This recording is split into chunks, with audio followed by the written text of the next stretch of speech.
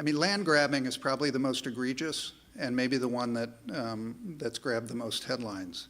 In that, it's a term that refers to cash-strapped governments in poor countries giving away land to foreign investors in the hopes that those investors will provide a shortcut to modern farming, to high-yield agriculture. They rarely do. I followed in Mozambique in southern Africa, which is a particular target of land grabbing. I followed a Chinese rice company that was granted a long-term lease on 50,000 acres of irrigated land in a town called Shiva, about 3 hours up the coast from the capital city of Maputo. Company no sooner got the lease than they plowed right through farmers' fields. This land was not unoccupied. They always say it's unoccupied. It never is. Plowed right through the fields. Angelico Moyane, one of the leaders in the community, told about how watching bulldozers plow up her ripe corn plants. She and other farmers protested, which is one other thing you see everywhere, is resistance.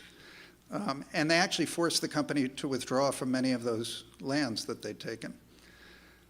But now the project is failing on its own terms. It's just not a productive project like many of these are. I saw graveyards of land grabs all over the world.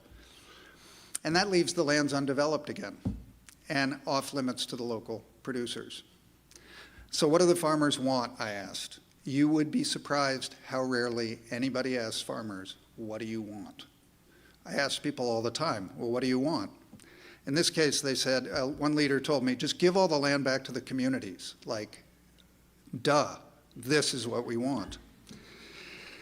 And local farmers in Shiva are taking steps to actually make that happen. They formed a new association. They named Tsakane, which in their local language means happy. And they've petitioned for 750 acres of land that will let their members grow more food. The women of Shiva show us the way if we will listen. It's not clear who's listening, but the question is obvious. If you want to feed the hungry, why not give good land to food producers to grow more food?